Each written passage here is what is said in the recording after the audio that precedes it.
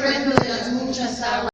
Oh Jehová, por los siglos y para siempre. Amén. Por favor, les pido que tomen su lugar y vamos a empezar con el tema general, que es el Calvario de Jesús.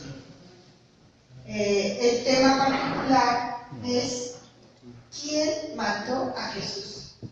Pero vamos a empezar primero a saber qué significa la palabra Calvario. Cuando nosotros oímos esa palabra y nuestra mente inmediatamente asocia la palabra ¿a qué? A sufrimiento, a dificultades, ¿verdad? La palabra Calvario, a problemas. Y nos acordamos de algunas personas que pasando por algo difícil, tal vez un accidente, tal vez la muerte, algo familiar, aunado a algo personal, o alguna enfermedad, o alguna pérdida de su trabajo, entonces la gente dice, está pasando. Pero en sí, exactamente esa palabra, pero en sí la palabra Calvario viene desde antes de crucificar a Jesús. ¿Sabe? Un monte o una colina en forma de un llamada el lugar de la calavera. Calvario significa el lugar de la calavera y se encuentra en las afueras del crucificado Jesús. Si Javier lo quiere leer. ¿No está en la pantalla? Ya se está reiniciando. Sí. Ahorita ya. Pero sí traemos Biblia. Bueno, pues por favor. No sé qué es. Juan 19, 17. Ya lo tengo, ¿quieren? Sí, por favor. Dice, y él, cargando su cruz, salió al lugar llamado de la calavera, y en hebreo, Gólgota. ¿Hasta el 19? Hasta ahí, nada más. Que es la referencia, ¿no? Que dice ahí. Ahí mismo en la Biblia dice que se llamaba el lugar de la calavera, que es Calvario, y que en hebreo es Gólgota, ¿sí? Por eso le vemos a veces varios nombres, y eso quiere decir, eso significa, bueno, pero en la Biblia hay varias profecías acerca de Jesucristo, acerca de la vida de Jesús. Desde el Antiguo Testamento vemos y hemos leído en la historia de Moisés que habla acerca de Jesucristo, de profecías, en los salmos, en los profetas. Pero en el Nuevo Testamento vamos a leer una profecía que es acerca de Ananías. Vamos a leer en Lucas 2, del 25 al 35. Esta la voy a leer yo, toda completa. Ahí empezaremos con la profecía acerca de Jesucristo. Dice el título, Simeón y Ana alaban a Dios. Lucas 2, del 25 al 35, dice así. Y he aquí, había en Jerusalén un hombre llamado Simeón, y este hombre justo y piadoso esperaba la consolación de Israel, y el Espíritu Santo estaba sobre él. Y le había sido revelado por el Espíritu Santo que no vería la muerte antes que viese al ungido del Señor. Y movido por el Espíritu, vino al templo. Y cuando los padres del niño Jesús lo trajeron al templo para hacer por él conforme al rito de la ley, él le tomó en sus brazos y bendijo a Dios, diciendo, ahora, Señor, despides a tu siervo en paz conforme a tu palabra, porque han visto mis ojos tu salvación, la cual has preparado en presencia de todos los pueblos, luz para revelación a los gentiles y gloria de tu pueblo Israel. Y José y su madre estaban maravillados de todo lo que se decía de él. Y los bendijo Simeón y dijo a su madre María, he aquí, este está puesto para caída y para levantamiento de muchos en Israel y para señal que será contradicha. Y una espada traspasará tu misma alma para que sean revelados los pensamientos de muchos corazones. En el versículo 25 al inicio dice que este hombre era un hombre piadoso. En la Biblia se habla acerca de las personas que son piadosas, también se hablaba acerca de José, el padre de Jesús. Decía que José era un hombre piadoso. Y piadoso es un hombre o es una persona que verdaderamente cree en Dios, que verdaderamente hace los mandamientos que el Señor le dice, que verdaderamente confía en el Señor y espera en el Señor. Así es como se le llamaba a un hombre piadoso. Pero aquí en el versículo 25 dice que Simeón esperaba la consolación de Israel. Consolación, no redención. Al final del versículo habla acerca de Ana, y de Ana sí menciona que Ana le hablaba a toda la gente del niño, porque Ana también bendijo al niño, porque Ana también glorificó a Dios por el niño que nació por Jesús. Y Ana dice que les hablaba del niño para redención, pero Simeón dice para consolación. Bien diferente la palabra. ¿Por qué? Porque Simeón sabía verdaderamente que Cristo no venía a redimirnos de la esclavitud de los romanos, del yugo de los romanos, sino que Cristo venía a consolarlos. ¿Sí? Era diferente. Cristo venía a consolarlos, porque en la misma profecía Simeón habla de a qué venía Jesús o de qué manera Jesús lo iban a ver las gentes. A Jesús lo iban a ver de diferente forma. Dice que muchos en Israel sabían que por medio de Jesús se salvarían, pero otros para ser castigados, otros para estar en contra de Jesús, porque estuvieron en contra de Jesús, y otros que sería una señal de advertencia para el pecado, sobre el pecado, y otros estarían en contra totalmente de Jesús para matar. ¿Sí? A María le dice que ella iba a sufrir mucho, porque dice, y esto te hará sufrir como si te clavaran una espada en el corazón. Por medio de la muerte de Jesús se sabría lo que verdaderamente pensaba cada persona.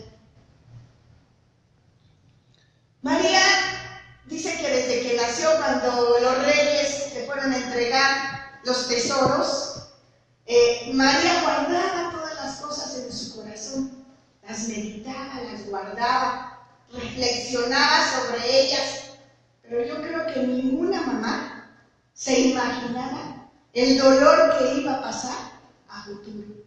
Y yo creo que cuando nosotros tenemos, las que tenemos un hijo, que ya tenemos hijos, cuando nosotros recibimos el bebé, cuando lo tenemos, cuando vemos, nunca nos imaginamos que les va a pasar algo a nuestro bebé, ¿no? Claro, le tenemos cuidados, lo vemos, lo tratamos de cuidarlo, pero jamás pensamos que les va a pasar algo peor, ¿verdad? Algo difícil. María tampoco se imaginaba lo que le iba a pasar a Jesús a futuro. Pero Simeón le profetizó que pasaría algo muy difícil en su vida. ¿Sí? Entonces, aquí en esta profecía de Simeón ya habla de lo que Jesús iba a pasar y de qué forma la gente lo iba a ver a él y lo iba a tratar. ¿Sí? Bueno, vamos a empezar ahora porque nos saltamos, vamos a estar así como si fuera una novela de que pasamos de una época a otra o de un episodio a otro, o por qué suceden ciertas cosas con relación a la muerte de Jesús. Amén. ¿Por qué los fariseos odiaban y querían matar a Jesús? Había muchas razones y nosotros leemos en la palabra de Dios. ¿Por qué?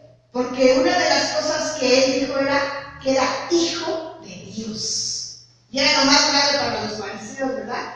Para la gente, los escribas, para los ancianos judíos, que él dijera que era hijo de Dios. En un episodio o en parte de la Biblia dice que cuando le hicieron decir, verdaderamente tú eres el hijo de Dios, y que él dijo, sí, soy el hijo de Dios, parafraseando, se rasgaron sus vestidos, ¿no?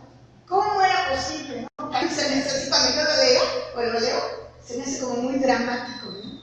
Pero para ellos el decir eso era una blasfemia, ¿sí? ¿Por qué más odiaban y querían matar a Jesús? Porque Jesús les dijo que eran pecadores, los confrontó y Dios los castigaría. Les dijo si no se arrepentían, porque los confrontó. Y cuando alguien confronta a alguien, a otra persona y le dice cómo es muy difícil a veces que aceptemos nuestros errores o que nos digan cómo somos, ¿sí? Estos fariseos, estos hombres judíos no aceptaron que se les dijera que eran pecadores y que podrían ser castigados por Dios. ¿Por qué más? Porque la gente seguía a Jesús, tenían celos. Si se fijan ustedes en todas las historias, ¿de qué manera seguían a Jesús? También la gente lo seguía por conveniencia, ¿no? Porque sanaba enfermos, porque les daba de comer, porque les ayudaba.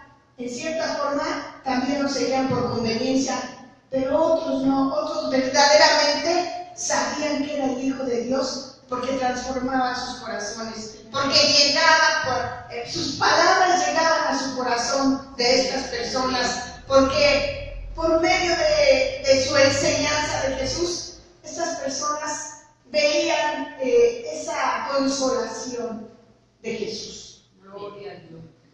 ¿Por qué Jesús? Porque también Jesús sanaba a los enfermos. Perdón, hermanos, pero voy a estar tomando mucha agua.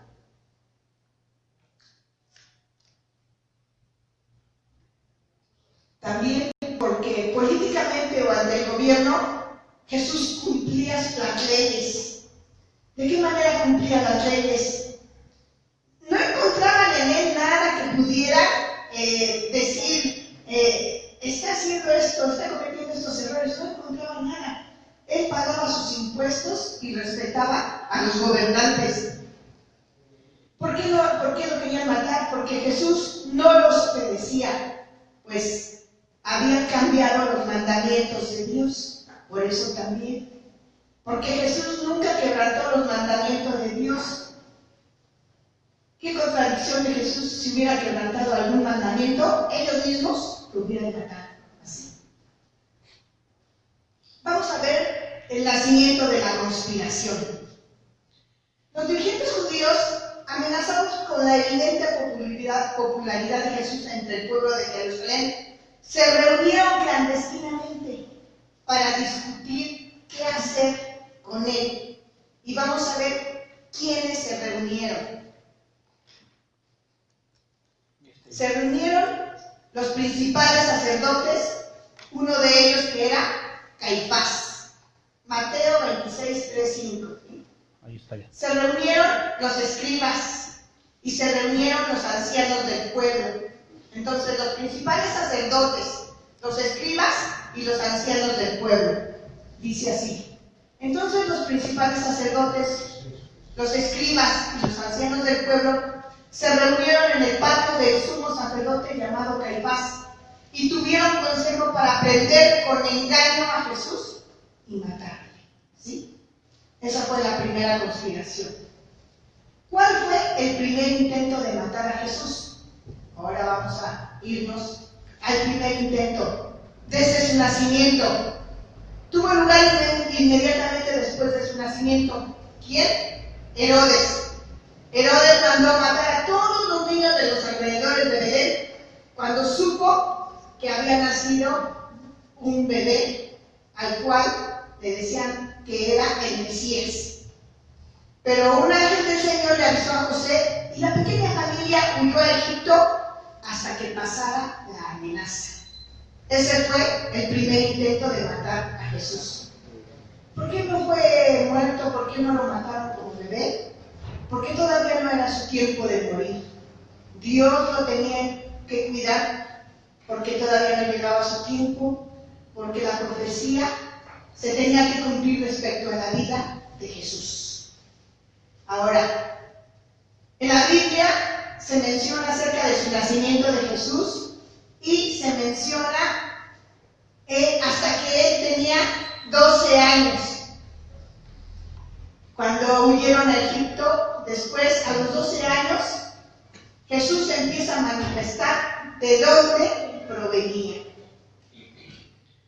Cuando Jesús tenía 12 años, sus padres lo llevaron a Jerusalén y acabada la fiesta, a todos ellos regresaron, pero él se quedó allí. 3 días sus padres lo estaban y lo encontraron en el templo, sentado en medio de los doctores o maestros de la ley. ¿Se imaginan con quién estaba platicando? De esta manera, él ya manifiesta que era el Hijo de Dios en un sentido único.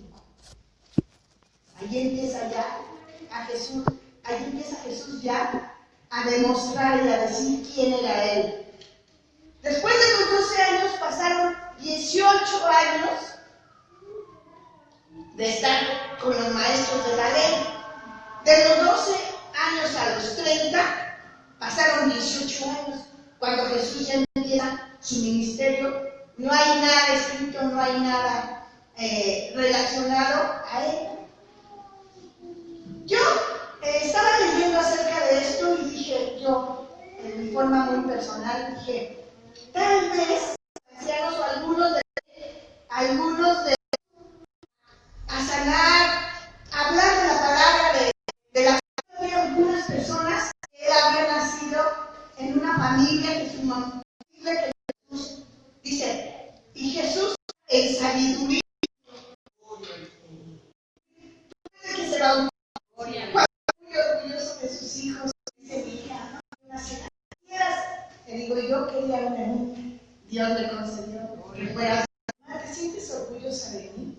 ¿Cómo no me voy a sentir orgullosa de ti? Y yo digo, yo creo que nuestros hijos nos hacen esas preguntas a todos los que somos papás, ¿verdad? Y nos preguntan eso, y ¿cómo no nos vamos a sentir orgullosos de nuestros hijos, verdad? ¿Cómo no los vamos a amar? Sean como sean. Dice que estén feitos. que para una madre es mágico, pero ¿verdad? ¿Cómo no los vamos a amar? Ahora, imagínense esas palabras así del Padre al Hijo. Este es mi Hijo amado en quien tengo complacencia. Gloria. Dios, el Padre se sentía orgulloso de su Hijo. Por varias razones. Porque siendo Él, el Dios poderoso, el Hijo, vino a nacer aquí en la tierra, se hizo hombre, se quitó toda su investidura para hacerse igual que nosotros. ¿Y quiénes somos nosotros? Lo que somos nosotros. ¿Cómo no iba a estar orgulloso el Padre? Pero también los hombres tenían buena opinión de Jesús. Cuando leíste en la mañana que dice que tenemos que ser que tenemos que tener mansedumbre y ternura, ¿no? ¿Qué era la palabra? Sí. Mansedumbre y ternura. El apóstol Pablo dice que tengamos la mansedumbre y la ternura de Cristo. Que tengamos la mansedumbre y la ternura. Qué bonitas palabras, ¿verdad? Cuando dice mansedumbre y nos imaginamos, ¿no? ¿Qué significa la mansedumbre? Y cuando dice la palabra ternura, qué bonito, ¿verdad? Qué palabra, yo no había leído esa palabra y de ternura, ¿no? Jesús, precisamente, si los hombres tenían buena opinión de Él, tenía gracia delante de los hombres también. ¿Por qué? Pues por su mansedumbre, por su ternura, por su amor, por su misericordia, por lo que Él mostraba, por lo que Él era, su obediencia. ¿Y cómo? Yo digo, para decir esas palabras, me imaginé y dije, ¿cómo trataría a la gente que tenía gracia delante de los hombres? Los hombres lo amaban, lo querían. Yo creo que muchos lo vieron nacer, crecer, y cuando fue adulto, porque tenía gracia delante de los hombres. Y eso es algo muy hermoso, ¿no? Que a veces no es tan fácil tener gracia delante de los hombres. ¿Por qué? Por nuestra personalidad, a veces por nuestro carácter, o por nuestra forma de decir, o por nuestras palabras, o por nuestras actitudes, o por lo que hacemos, o porque nos molestamos, o porque no estamos de acuerdo, o porque sí, ¿no?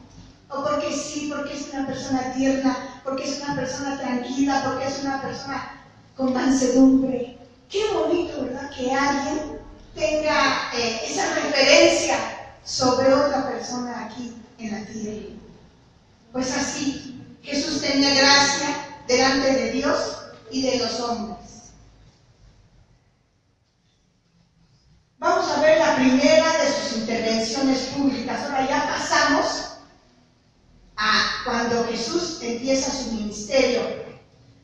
En una de sus primeras intervenciones públicas, Cristo leyó del rollo de Isaías en la sinagoga en Nazaret, su ciudad. Vamos a ver ahora si quien me ayuda a leer Lucas 4, del 16 al 30. Si alguien, por favor, puede leer Lucas 4, del 16 al 30. Ahí está, ya en la pantalla lo leo. Dice, vino a Nazaret, donde se había criado, y en el día de reposo entró en la sinagoga, conforme a su costumbre, y se levantó a leer, y se le dio el libro del profeta Isaías, y habiendo abierto el libro, halló el lugar donde estaba escrito: el Espíritu del Señor está sobre mí, por cuanto me ha ungido para dar buenas nuevas a los pobres, me ha enviado a sanar a los quebrantados de corazón, y pregonar libertad a los cautivos, y vista a los ciegos, a poner en libertad a los oprimidos, a predicar el año agradable del Señor. Y enrollando el libro, lo dio al ministro, y se sentó. Y los ojos de todos en la sinagoga estaban fijos en él, y comenzó a decirles: hoy se ha cumplido esta escritura delante de vosotros. Y todos daban buen testimonio de él, y estaban maravillados de las palabras de gracia que salían de su boca, y decían: ¿no es este el hijo de José? Él les dijo: sin duda me diréis este refrán: médico, cúrate a ti mismo. De tantas cosas que hemos oído que se han hecho en Capernaum, haz también aquí en tu tierra. Y añadió: de cierto os digo que ningún profeta es acepto en su propia tierra. Y en verdad os digo que muchas viudas había en Israel en los días de Elías, cuando el cielo fue cerrado por 3 años y 6 meses, y hubo una gran hambre en toda la tierra. Pero a ninguna de ellas fue enviado Elías, sino a una mujer viuda en Sarepta de Sidón. Y muchos leprosos había en Israel en tiempo del profeta Eliseo, pero ninguno de ellos fue limpiado, sino Naamán el sirio.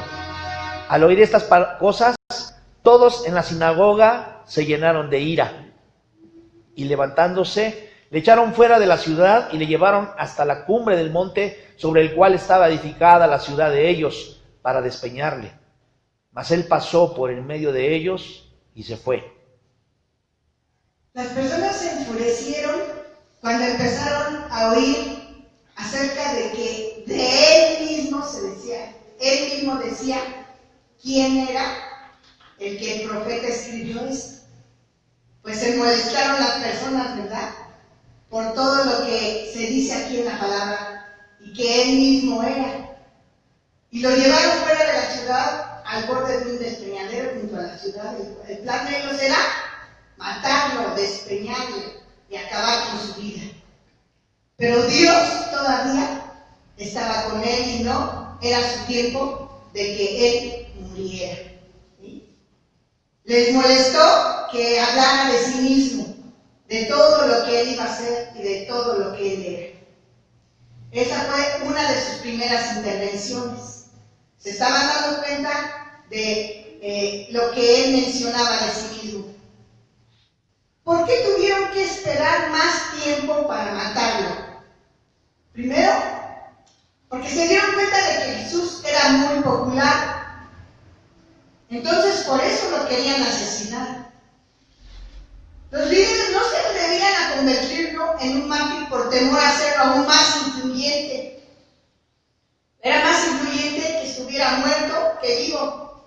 Por eso tramaron un plan para desacreditarlo como un blasfemo, un loco, un chiflado, y para lograr que fuera ejecutado públicamente de la manera más vergonzosa posible. Ellos querían que pasara de esta forma para que lo tomaran así. Ellos querían hacer esto sin ser visto. Por eso les era difícil ejecutarlo o hacerle algo frente a toda la gente. Jesús, si ustedes veían, se hacía viajar públicamente con todos sus discípulos, pero siempre sus discípulos cuidaban de él, porque cuando ya se dieron cuenta todos los judíos, los sacerdotes, quién era él, lo querían matar, y Jesús se hacía cuidar por sus discípulos. Regularmente él no mencionaba a toda la gente a dónde iba a estar, sino que nada más a ciertos discípulos les decía a dónde iban a ir. No todos sabían a qué lugares iban a partir. Acordaron arrestar a Jesús de noche, ¿a cambio de qué? Solamente de 30 monedas de plata, el salario de 4 meses de un trabajador o el pago de un esclavo ordinario. Jesús había dejado de viajar públicamente, excepto cuando estaba protegido por el fervor de las multitudes, y nadie, excepto sus amigos más íntimos, sabía dónde sería más vulnerable de atacar. Por eso, cuando Judas vino a los enemigos de Jesús con su plan, estos rápidamente estuvieron de acuerdo. En la Biblia hay muchos textos que hablan de las tinieblas, de la oscuridad, y dice la palabra de Dios que los hijos de las tinieblas son más sagaces que los hijos de la luz. ¿Sí? Ellos sabían que los que habían de decidir hacer un mal no lo iban a hacer de día ni a la vista de todos. Cuando lo arrestan a Jesús, les dice: ¿cómo? ¿Contra un ladrón habéis salido con espadas y con palos? Habiendo estado con vosotros cada día en el templo, no extendisteis la mano contra mí, mas en esta vuestra hora de la potestad de las tinieblas. Lucas 22, 52, 53.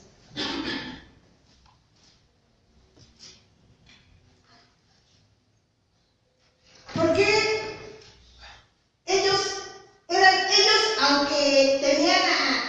aunque eran judíos, aunque tenían a bastante gente que ya odiaba a Jesús, ¿por qué no salieron de día y lo atacaron o le hicieron algo? Porque también temían acerca de la gente que se sublevara y que viniera contra ellos. Vamos a ver ahora los juicios ilegales contra Jesús. Acuérdense que estamos hablando acerca de quién mató a Jesús. Hay un documento que se llama la Mishnah, y este habla de las normas que regían el concilio de los judíos, el concilio gobernante de los judíos y de todos los judíos, que se llamaba el Sanedrín. El Sanedrín, que estaba integrado por 72 o 71 personas. El arresto y los juicios de Jesús, de acuerdo a las normas del derecho de los judíos, fueron totalmente ignoradas. Les voy a leer algunas de sus leyes y vamos a ver cómo fueron transgredidas estas leyes. Dentro del Mishnah dicen sus leyes: ningún juicio podía llevarse a cabo durante las horas de la noche. ¿A qué hora arrestaron a Jesús? Lo apresaron durante la noche en el Getsemaní. Otra dice: no se podían realizar juicios en la víspera de un sábado ni durante las festividades religiosas. Lo hicieron 2 días antes de la Pascua, del sábado, y durante las festividades de la Pascua. Lo arrestaron 2 días antes. Otro más dice: todos los juicios tenían que ser públicos. Los juicios secretos estaban prohibidos. Tenían que ser públicos. Pero lo llevaron directamente. ¿A dónde lo llevaron directamente? A la casa de Anás. En ese tiempo, Anás ya no tenía ningún cargo. Ya no tenía ningún cargo de sacerdote, pero sí tenía poder. Y lo llevaron ahí de noche. Mateo 26, 57 dice que el prisionero fue llevado primero ante Anás para ser interrogado, y luego ante Caifás, quien ya había convocado a los ancianos judíos para celebrar el juicio nocturno. Anás era suegro de Caifás, porque Caifás se había casado con una hija de Anás. Era su suegro, aunque ya no tenía un cargo Mishnah, dice, todos los juicios de los casos de tener un mínimo de en el interrogatorio. ¿Quién participa en el interrogatorio? Sus propias leyes de los judíos, ellos mismos, la justicia que Dios había establecido en Israel, fue diseñado para ser Deuteronomio 16. Jueces y oficiales en todas tus ciudades que Jehová tu Dios te dará en tus tribus, los cuales juzgará al pueblo con justo juicio. No tuerzas el derecho, no hagas acepción de personas, ni tomes soborno, porque el soborno ciega los ojos de los sabios y pervierte las palabras de los justos. La justicia seguirás para que vivas y heredes la tierra que Jehová tu Dios te da. ¿Qué sucede aquí en nuestro México? En nuestras leyes. La justicia es ciega. De verdad que tenemos que ponernos en las manos del Señor para no llegar a una situación de ley, para no estar delante de una autoridad de aquí, de este país, la verdad, porque tuercen todo, porque pagan a gente para que sean testigos falsos, porque sobornan. Y yo siempre me digo, Señor, de verdad, cuídanos de no transgredir primero ninguna ley aquí y no estar frente a ninguna autoridad, porque gente que ha estado frente a las autoridades aquí las ha pasado de una manera muy difícil. Los han encarcelado, los han enjuiciado mal, un mal juicio, y han tenido muchas dificultades delante de la ley. Mucha gente que está en las cárceles es porque verdaderamente no se les ha juzgado como es, justamente. No se les ha juzgado. Pero fíjense cómo Dios establece todas sus leyes de acuerdo a un justo juicio, de acuerdo a derecho, de acuerdo a no soborno, dice que a no sobornar, ciega los ojos, el soborno ciega los ojos de los sabios, pervierte las palabras de los justos. Dios no se equivoca y Dios establece justicia, pero la gente tuerce todo. Así también estos sacerdotes de la ley torcieron todos sus artículos que ellos mismos habían determinado en contra de Jesús.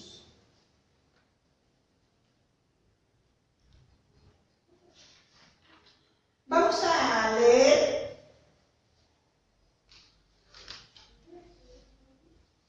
dentro de los juicios de Jesús. Yo investigué y estuve viendo que hay 6 juicios ante diferentes personas. Vamos a ver 2 juicios nada más de los que tengo aquí, porque para el miércoles vamos a continuar con los siguientes juicios. Vamos a leer uno de los primeros juicios, que estamos en Juan 18, del 18 al 23. Anás interroga a Jesús. Y vamos a ver qué palabra le dijo. Juan 18, del 18 al 23, dice así. Y el sumo sacerdote preguntó a Jesús acerca de sus discípulos y de su doctrina. ¿Sí? Y Jesús le respondió: yo públicamente he hablado al mundo. Siempre he enseñado en la sinagoga y en el templo, donde se reúnen todos los judíos, y nada he hablado en oculto. A mí, pregunta a los que han oído que les haya yo hablado. He aquí, ellos saben lo que yo he dicho. Cuando Jesús hubo dicho esto, uno de los alguaciles que estaba allí le dio una bofetada diciendo: ¿así respondes al sumo sacerdote? Jesús le respondió: si he hablado mal, testifica en qué está el mal, y si bien, ¿por qué me golpeas? Anás entonces le envió atado a Caifás, el sumo sacerdote. Jesús nunca ocultó la que el Señor Jesús siempre habló con la verdad. A Jesús siempre le interesó decir la verdad, enseñar la verdad. ¿A qué vino? Y esto fue lo que les enseñó a sus discípulos. Nunca tuvo temor de esconderse porque no lo hizo. Nunca habló en secreto porque no lo hizo. Él habló públicamente. Y siempre hablaba acerca de las enseñanzas de la palabra, de lo que estaba escrito, de las profecías. Siempre hablaba en las sinagogas o siempre hablaba en el templo, donde se reunían todos. Y todos se daban cuenta de la sabiduría, de la inteligencia y de las palabras sabias que decía Jesús. Y entonces le dicen, ¿por qué me preguntas a mí? Pregunta a mis discípulos. Diles a ellos de qué he hablado, qué les he enseñado, a qué he venido. Ellos saben muy bien a qué yo he venido.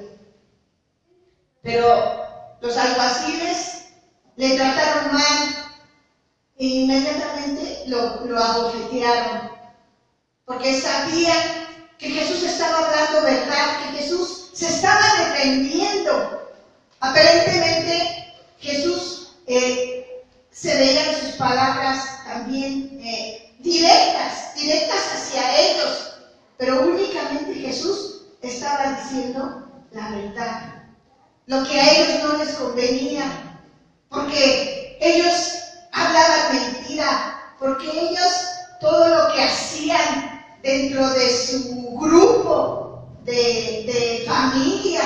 Estaba yo leyendo varios libros y decía que Anás tenía una familia en donde los cargos que ellos iban teniendo los iban heredando como sacerdotes principales, y que para ellos era como si fuera un negocio. Entonces había ahí algo encubierto siempre dentro de la familia de Anás, porque no les convenía que Jesús descubriera toda la falsedad en que vivían esas familias. Familias prominentes, tenían dinero, porque esas familias que llegaban a esos cargos tenían económicamente estaban muy bien y tenían poder, y se ganaban esos puestos por medio de la secuencia de la familia. Entonces, Anás, que a ellos no, y a Caifás no les convenía que Jesús viniera a hablar acerca de cómo estaba todo podrido, todo enfermo. Y por eso le querían matar. Está el segundo juicio contra Jesús. Mateo 26, del 57 al 68. Mateo 26, del 57 al 68 dice, en el segundo juicio, los que prendieron a Jesús le llevaron al sumo sacerdote Caifás. Anás le preguntó varias cosas y después pues ya lo remitió a su yerno Caifás. Dice, los que prendieron a Jesús le llevaron al sumo sacerdote Caifás, a donde estaban reunidos los escribas y los ancianos. Caifás inmediatamente reunió a los escribas y a los ancianos y por la noche, y dice en uno de los libros que estaban ahí con sus mejores galas, como sumos sacerdotes, como sacerdotes principales, estaban ya reunidos ahí. Dice, mas Pedro le seguía de lejos hasta el patio del sumo sacerdote, y entrando se sentó con los alguaciles para ver el fin. Y los principales sacerdotes y los ancianos y todo el concilio buscaban falso testimonio contra Jesús para entregarle a muerte. Y no lo hallaron, aunque muchos testigos falsos se presentaban. Pero al fin vinieron 2 testigos falsos que dijeron, este dijo, puedo derribar el templo de Dios y en 3 días reedificarlo. Y levantándose el sumo sacerdote le dijo, ¿no respondes nada? ¿Qué testifican estos contra ti? Mas Jesús callaba. Entonces el sumo sacerdote le dijo, te conjuro por el Dios viviente que nos digas si tú el Cristo, el Hijo de Dios? Aquí Pedro dice que le seguía de lejos. Seguramente Juan era parte de una familia económicamente bien o tenía algún nexo, algo muy cercano con los sacerdotes principales, porque Juan sí pudo entrar en la casa de Caifás, en el patio. Juan sí estuvo presente, Pedro no. Varias causas pensé, Pedro tal vez porque pertenecía a otro tipo de familias que económicamente no estaban bien, o también porque Pedro se sentía culpable de no haber defendido a Jesús. Pero Juan sí, y ahí en la historia dice que Juan estaba al pendiente de Pedro, que iba y lo buscaba para que estuviera cerca de ahí, y hasta a una de sus sirvientes de Caifás, una mujer, le dijo que dejara entrar a Pedro, que le abriera la puerta y lo dejara pasar al patio. Y una de ellas le dijo a Pedro, ¿qué no eres tú también el que andaba con Jesús? Y es cuando Pedro empieza a negar a Jesús. Pero Juan siempre estuvo dentro del círculo de los sacerdotes principales, dentro de la casa de Caifás. Juan sí tenía esa oportunidad de entrar y salir. Juan sí vio a Jesús, cómo le estaban abofeteando, qué preguntas le estaban haciendo. Sí estaba junto a Jesús. Juan sí pudo estar, Pedro no. Aquí los sacerdotes le preguntan, dice, más Jesús callaba. Jesús se daba cuenta también de la farsa, y Jesús también no quería entrar en ese juego, porque él sabía qué preguntas le querían hacer y qué preguntas le iban a hacer y qué respuestas querían que Jesús diera para condenarle todavía, para que así mismo él se enjuiciara. Jesús sabía acerca de eso. Y en varias ocasiones Jesús guardaba silencio o los confrontaba y les respondía, porque Jesús se daba cuenta a dónde querían llegar, qué era lo que querían hacer los sacerdotes, de qué manera lo querían enjuiciar, querían hablar en contra de él. Y en varias ocasiones Jesús únicamente guardaba silencio, en otras les respondía como tal, pero aún así ellos, como dice aquí, le abofetearon. Y ellos querían que dijera que él era el Cristo, el Hijo de Dios. Hay un pasaje en donde habla acerca de la gente que Jesús sanaba. Y mucha de esa gente, no recuerdo ahorita el pasaje, no lo apunté, que habla acerca de que le dicen, ven y hazte ya rey, ya querían coronarlo, ya querían que él fuera el hijo, que él se coronara como el Mesías, el profeta, quien venía a redimirlos. Y Jesús no les hizo caso, porque dicen, sí, me quieren coronar, pero me quieren coronar para beneficio de ellos mismos, no sabiendo que yo vengo a redimirlos acerca del pecado. Estas personas lo que querían era coronarlo y hacerlo rey, pero para que lo redimiera del yugo de los romanos. Y entonces dijo, no, yo no voy a estar ahí, no me voy a coronar. Y se fue con sus discípulos. Se alejó de ese lugar y se alejó y no estuvo ahí haciendo lo que ellos pedían o lo que querían. La gente tal vez se desilusionó de Jesús, porque esa misma gente a quien Jesús había sanado, esa misma gente a quien Jesús le había hablado de su palabra, a quien Jesús le había consolado, a quien Jesús le había hablado acerca de quién era Él, también lo enjuició cuando fue crucificado. Porque muchos esperaban que lo redimiera del yugo de los romanos. Y como no hizo eso, también cuando lo estaban crucificando, cuando decían crucifícale, crucifícale, también se pusieron en contra de Jesús.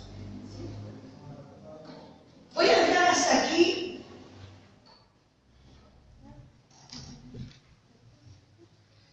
Y voy a dejar a mi hermano Javier que termine para continuar el miércoles con los 4 restantes juicios acerca de Jesús. Pero antes, les voy a pedir que se pongan de pie y vamos a orar. Vamos a darle gracias al Señor.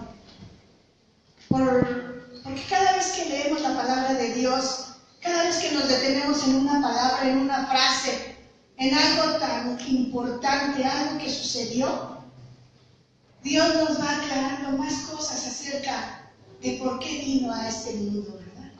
Y Dios quiere eso, que cada vez en nuestro corazón entendamos más esa redención, a qué vino Él y también esa consolación. ¿Sí? Gracias, Señor. Bendito sea, Señor. Gracias.